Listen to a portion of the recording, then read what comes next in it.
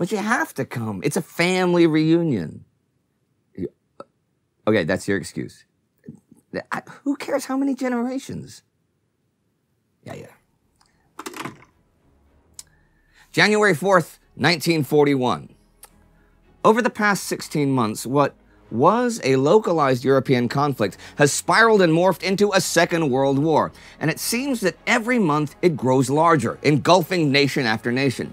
It still has not seen offensives, in Europe at least, with the scale of destruction seen in the First World War, but now it's 1941.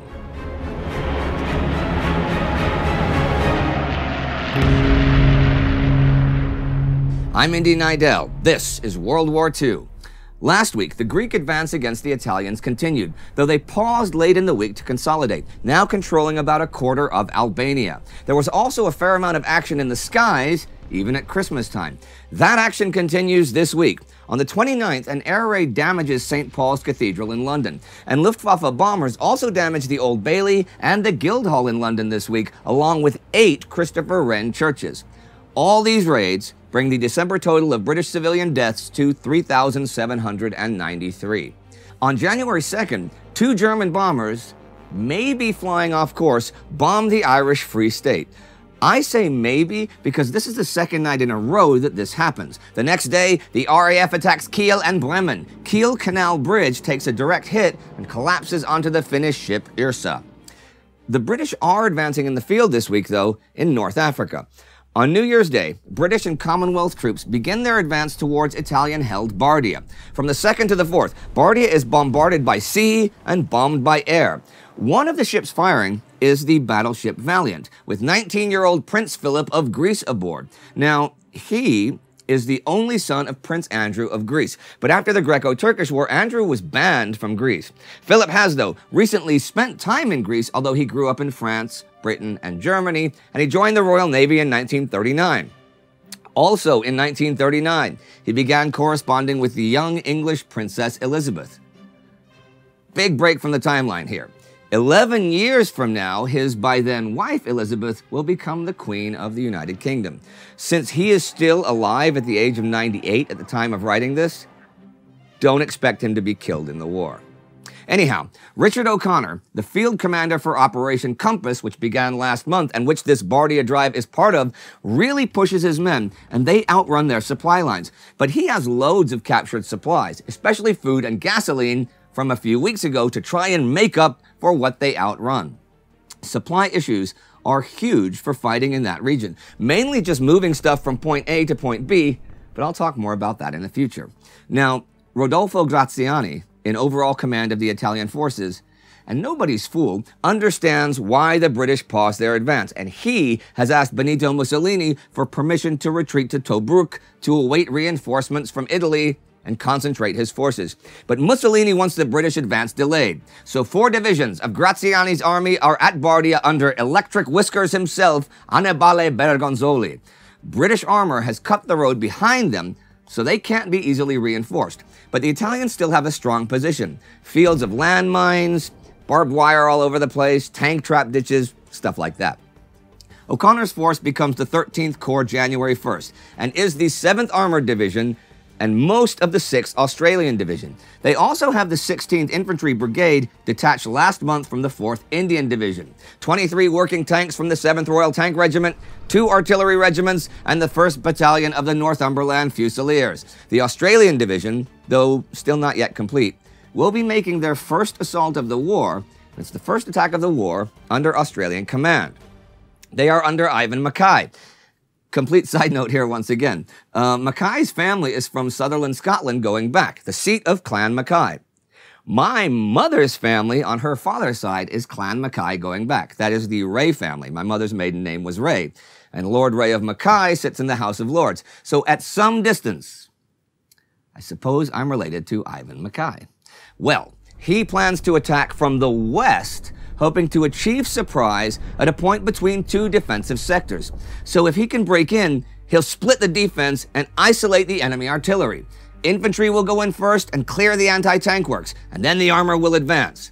The attack is supposed to go off January 2nd, but they postpone it a day to build up supplies. At dawn on the 3rd, the Australian 16th Brigade advances in the west. They are to sweep south to where the 17th Australian Brigade will try to break in and attack the Italian artillery. The 16th makes good time taking its objectives, though the tanks take a beating. The 17th, advancing at 11:30, has more trouble. The whole time, 3 battleships are sending 15-inch shells into the Italians from off the coast, and the RAF has total air superiority. So the Italians are really in a tough position.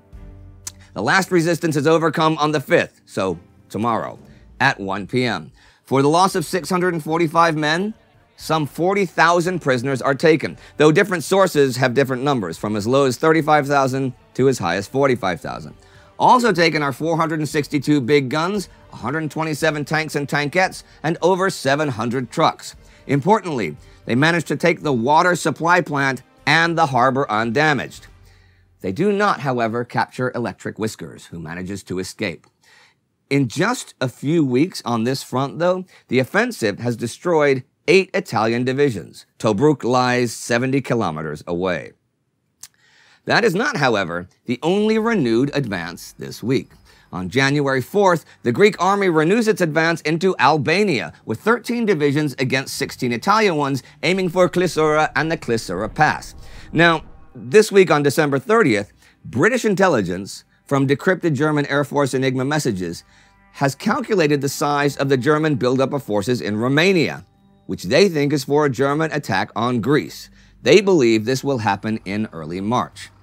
But one fight that might happen a lot sooner than that could be brewing over in China. I talked a couple of times last month about Chinese nationalist army leader Chiang Kai-shek ordering the communist New Fourth Army to move north of the Yangtze River. Well, some of the Fourth Army units followed those orders and headed north. But on January 4th, as this week ends, New Fourth Army forces begin moving south, not north. Their leadership claims that this is necessary because otherwise they'll be marching through territory held by the Japanese. Chiang thinks it's a move to expand the communist area of control. The situation is very volatile. As it's the end of one year and the beginning of another, although I guess not technically in China. Well, anyhow, I'd like to look at the general situation there. We've seen a struggle of ideas on multiple fronts turn more and more often into a struggle in the field between groups that should be making common cause against an external invader. External observers have their opinions as well. American Ambassador Nelson Johnson will soon send his assessment of the situation to Washington. This in response to an assessment sent by Major Evans Carlson, who has done an extensive tour of China. I read their views in Rannar Forgotten Ally, and they do very much illustrate a split in how Americans see 1940 Chinese politics.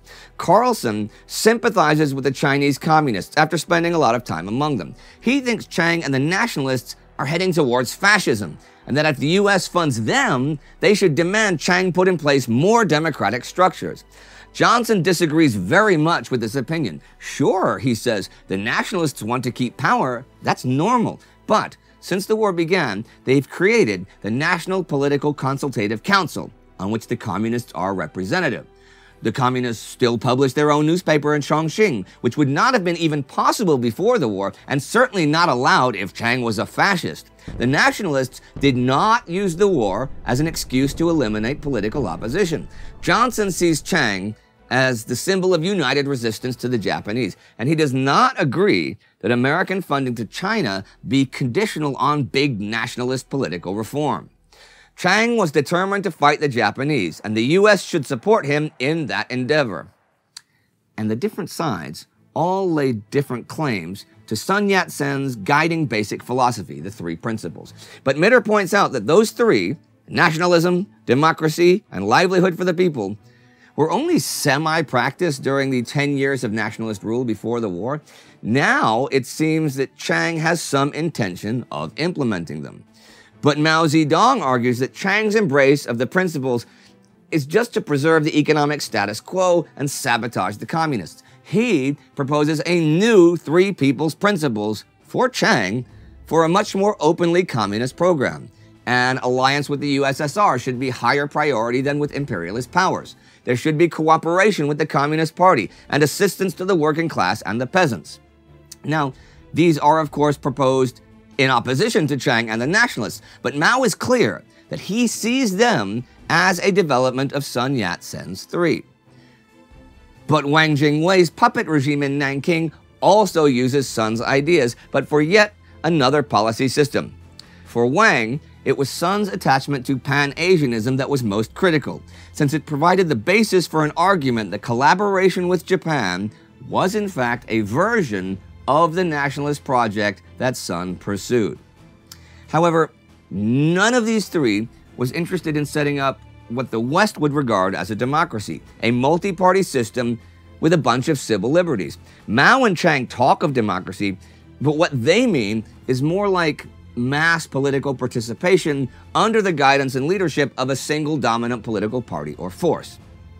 But as for the leader of the largest of those Western democracies, on December 29th, President Franklin Roosevelt says to the American people, "The people of Europe who are defending themselves do not ask us to do their fighting. They ask us for the implements of war, the planes, the tanks, the guns, the freighters, which will enable them to fight for their liberty and for our security. We must be the great arsenal of democracy." The US is also supplying China. Well, that is the week. Renewed action in Greece and North Africa, bombers over Britain, Ireland, and Germany, and tension in the Far East. Rannar wrote this: "The disastrous year 1940 seemed to cast doubt on the idea that there might be any future for China outside the Japanese Empire." But it isn't just China. At this point, the future of many nations is doubtful. Those under occupation, of course, but even others like Britain. And I don't mean just mere independence. Edward Murrow summed it up pretty well last September. "This war has no relation with the last one so far as symbols and civilians are concerned. You must understand that a world is dying, that old values, the old prejudices, and the old bases of power and prestige are going. And while much of Britain's ruling elite see the war as being fought to sustain their old society, they may very well be deluding themselves. I guess we'll maybe see in 1941 if they are or not. Happy New Year." If you'd like to know more about Sun Yat-sen, Chiang Kai-shek, and how this whole Chinese situation came about to begin with, you can watch our Between Two Wars video on China in 1925 right here, any minute now. Our patron of the week is Francesco Poghesi. We owe a huge thanks to our patrons like Francesco, because that's what keeps the show running and expanding here now in 1941, a time when the war only seems to be growing and growing in size. So head on over to patreon.com or timeghost.tv. Every single dollar does count. Make sure to subscribe. Do that. See you next time.